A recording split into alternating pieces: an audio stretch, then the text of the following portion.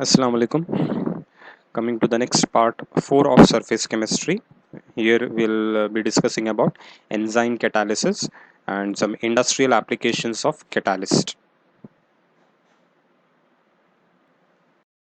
Now, when you talk about enzymes, enzymes are nothing but proteins. In biology, we might have studied, in chemistry also in biochemistry chapter, in biomolecules chapter, we'll be studying what do you mean by enzymes. That is, these are belonging to category of proteins perform various functions. They are having different biological functions.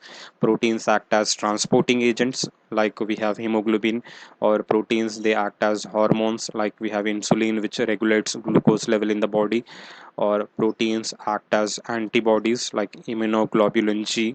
In the same manner, proteins they act as enzymes, which are nothing but biochemical catalyst.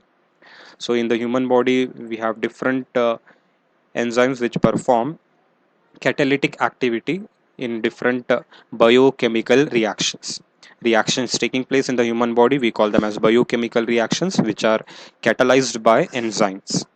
Enzymes usually they contain some cavities where those cavities are nothing but they are made up of some functional groups like carboxylic group, thio group, alcoholic group, or amine group. Along with that, they will have some metal ions like sodium, manganese, cobalt, zinc.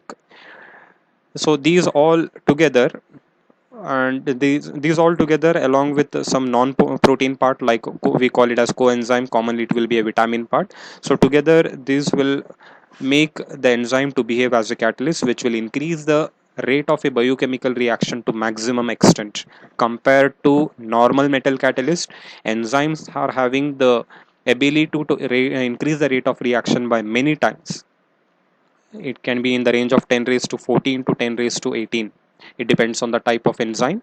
So when you talk about enzyme catalysis, which is also called as biochemical catalysis, so catalytic process carried out by enzymes or brought about by enzymes is called as enzyme catalysis, where enzymes are called as biochemical catalyst. Usually these all enzymes are naturally occurring in the body, or they are having different sources like yeast, or they are present in malt. That is, we get diastase from the malt, or we get urease from the soya bean. Like that, different natural sources are there from which we get these enzymes. In the same manner, if you talk about the synthesis also, enzymes also can be synthesized. Like the first enzyme was synthesized in 1969, that is ribonuclease. So we'll have some examples over here which can be asked for 1 mark in the examination. So we need to remember which is the enzyme and what function they have performed. Like first example, when you talk about the inversion of cane sugar, that is the hydrolysis of sucrose or cane sugar. Upon hydrolysis, it produces glucose and fructose. Now here, this conversion involves the invertase enzyme. Invertase enzyme helps in conversion of this sucrose, that is cane sugar, into glucose. In the same, when you continue the further process, the same glucose will be converted into alcohol in presence of another enzyme called as zymase. So these two steps are involved in the fermentation of the cane sugar, that is fermentation of molasses, where the cane sugar will be converted into alcohol. When you talk about the digestion process, what we consume, the food, it contains starch, which will be converted into maltose by the action of an enzyme called as diastase. When you talk about lipids and fats, lipids are broken down to smaller compounds, glycerol and fatty acids, by lipase enzyme. Now maltose, when it enters into the stomach, it will be converted into glucose by the action of maltase enzyme. Urease enzyme decomposes urea into ammonia and carbon dioxide.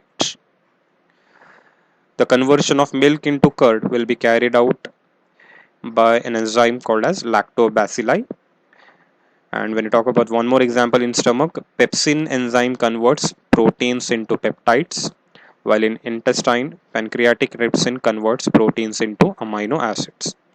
So these are all the common examples of enzymes which perform different roles. They are having specific function, like each enzyme is having some specific function. Invertase converts the sucrose into glucose, whereas glucose converts into alcohol. In the same manner, each enzyme is specific in its action. We'll discuss their characteristic in the next slide. Enzyme catalysis.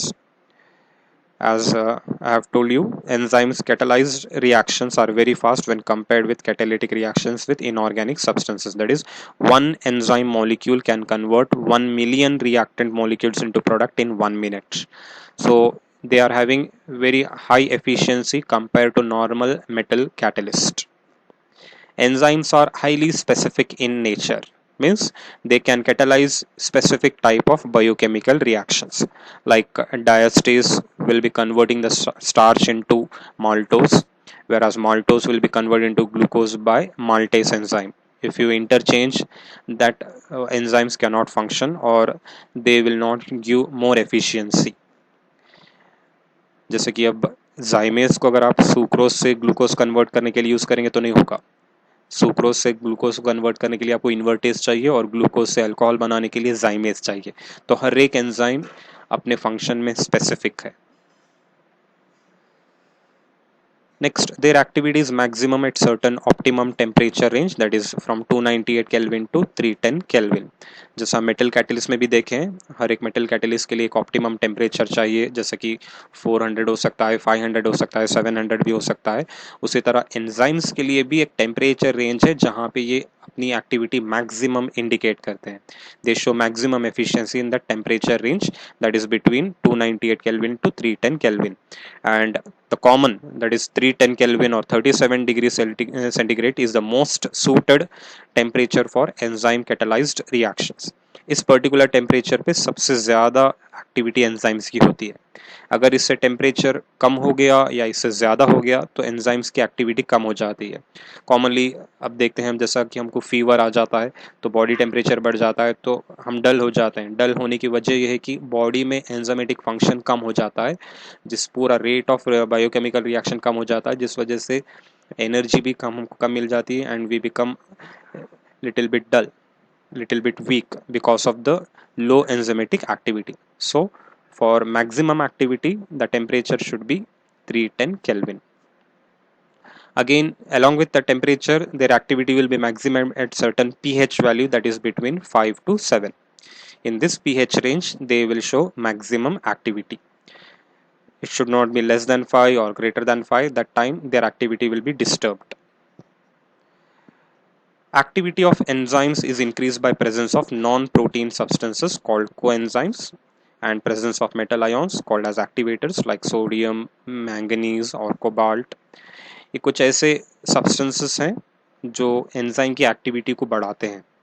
जैसा हम catalytic promoter का discuss करे थे, catalytic promoter increase the activity of catalyst and catalytic poison decrease the activity of catalyst. In enzymes also, enzymatic activity will be more when they are having a non-protein part in them. Commonly that non-protein part will be a vitamin part, and the non-protein part is there, which is called as coenzyme, its activity of enzyme will increase, and it will more when you talk about the presence of some metal ions which activate the enzyme, like the digestion, the salivary amylase, or in the saliva if you talk about the conversion of starch to maltose, it will become easy. In the diastase enzyme will function more easily when it is having some sodium chloride present in it. That is, sodium ions, when they are present, the activity of the enzyme increases. In the same manner, when you talk about catalytic poison, they decrease the activity of catalyst. So enzymes are also, their activity also will be disturbed or decreased by the presence of some drugs. Commonly what medicines we take, to small extent the medicines, what they do, they give us relief, but continuous consumption of drugs, they decrease the activity of enzymes, and these drugs, they are called as enzyme poisons.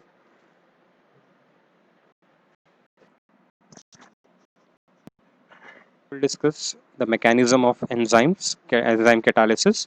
Different mechanisms are there which explain how enzymes act as a catalyst, and the common mechanism what we follow is the lock and key model, where enzymes they contain active groups, that is amine group, carboxylic group, or thio group, or alcohol group, which act as active centers or sites where they have the ability to combine with the substrate, means the reactant.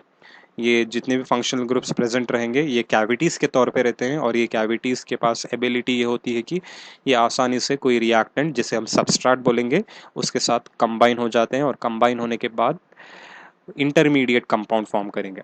Combination के दौरान जो भी active centres रहेंगे उसका complementary part अगर reactant molecules में है, अगर रिएक्टेंट मॉलिक्यूल्स उसके कॉम्प्लीमेंट्री शेप में है, यानी कि अगर लॉक है तो उसको जो एक की फिक्स होती है अगर उस तरह है, तो तब जो है दोनों के बीच में कॉम्बिनेशन होता है। तो यहाँ पे एंजाइम एक की तरह एक्ट करता है और सबस्ट्रेट लॉक की तरह एक्ट करता है। तो जब कोई लॉक के लिए सूटेबल की रहेगा तभी जो है लॉक खुल जाता है। तो यहाँ पे भी वही होगा, एंजाइम्स के ऊपर जो कैविटीज़, जो फंक्शनल ग्रुप्स रहेंगे जो कैविटीज़ की तरह एक्ट करते हैं, अगर ये उस पर्टिकुलर रिएक्टेंट मॉलिक्यूल के शेप से कॉम्प्लीमेंट्री है तो तब दोनों जो है कंबाइन होकर इंटरमीडिएट कंपाउंड यानी कि एक्टिवेटेड कॉम्प्लेक्स फॉर्म करते हैं, जो फाइनली डिकम्पोज होकर प्रोडक्ट फॉर्म करता है। So that mechanism can be explained in two steps over here: binding of enzyme to substrate to form an activated complex. E means enzyme, substrate, they are forming activated complex which is highly energetic and less stable. Immediately that decomposes to form the product, that is ES becomes E plus, and you will get back the enzyme. So here also in the figures we can see that how they combine and they form the complex, and finally you will get back the enzyme and you will get the product. So here also the same thing, substrate, the shape of the substrate, easily it is fixing up with the enzyme. When it fixes up you will get a complex part, and finally that complex breaks up to form the product. So this mechanism can be asked for 2 marks in the examination. So these two steps are important. And they ask you explain the mechanism of enzyme catalysis, so these two steps are sufficient. Now industrial applications of catalysis. Till now what we have discussed, many different catalytic examples we have discussed. Here again some examples will discuss about the catalyst used in industries. Like in the manufacture of ammonia by Haber's process, iron or oxides of iron are used as catalyst, and molybdenum or bauxite or potassium oxide are used as catalytic promoters. In the sulfuric acid manufacture by contact process, platinum or vanadium pentoxide is used as catalyst in powdered form. Whereas when you talk about lead chamber process, where we use nitric oxide gas, but this process is very important and common in the production of sulfuric acid. In manufacture of methanol from water gas, that is carbon monoxide and hydrogen gas mixture, zinc oxide is used as a catalyst and chromium trioxide is used as a catalytic promoter. In the hydrogenation of oils, finely powdered nickel is used as a catalyst. Just now we have seen invertase enzymes are used in the fermentation of molasses to form ethyl alcohol, where sucrose converts into glucose in presence of invertase and glucose converts into alcohol in presence of zymase enzyme. In the manufacture of nitric acid by Ostwald process, which we will be learning in the P block elements chapter, platinum rhodium catalyst is used as a catalyst. The mixture of platinum and rhodium will be preferred as a catalyst. And in the polymerization process, where ethene will be converted into polythene, Ziegler-Natta catalyst is used, that is nothing but triethyl aluminum and titanium tetrachloride. So these are all some of the industrial applications of catalysis.